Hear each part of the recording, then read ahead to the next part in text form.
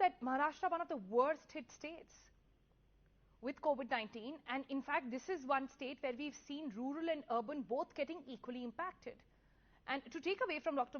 Mehrotra was saying that people understood the value of vaccine after the second wave mostly, when they actually lost a lot of their loved ones. And nothing, no amount of money, no amount of influence, no amount of jugaad could save them. And that's when they realized that if you want to protect yourself, stay indoors, get yourself vaccinated, right? Before that, the communication was somehow still facing roadblocks. This reality is pretty much the same when it comes to rural India, but why is that message not coming across? Yeah, I'll share a very interesting study done by our NGO. We run an NGO called the Sevasadan NGO, which we actually done in 1,500 people. At the time of this study, only 85% people were not vaccinated. Almost only 15% people were vaccinated in this at the time of this survey. And most important, they refused vaccine because they thought, that is 25% of them thought that death is the important cause for death.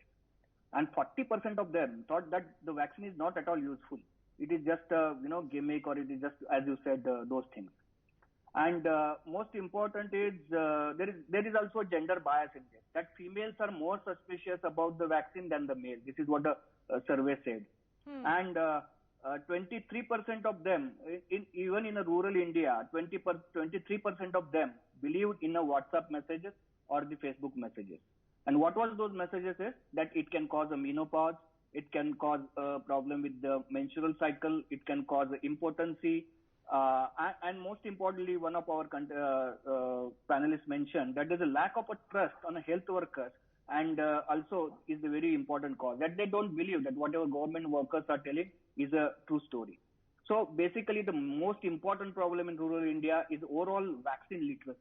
We need to know, we need to understand, or we need to make people literate about the vaccine by various means, the way we made them literate for the COVID. In a similar way, we need to make them literate about the vaccine, which I call as a vaccine literacy.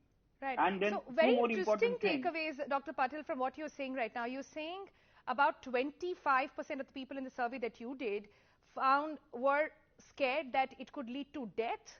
40% of them had questions regarding the effectiveness of the vaccine as well. So this is perhaps penetrating from the fact that we've seen deaths happen. It's been an odd case. It's been a 1 in 1,000 case, really, of people actually losing their life despite the vaccine. And those stories seem to be spreading out. And it's the wrong messaging, really, that is not giving them enough trust. That's the word I keep hearing from what Dr. Mehrotra is saying, from what you are saying as well, that these are the people who do not feel that the vaccines will work.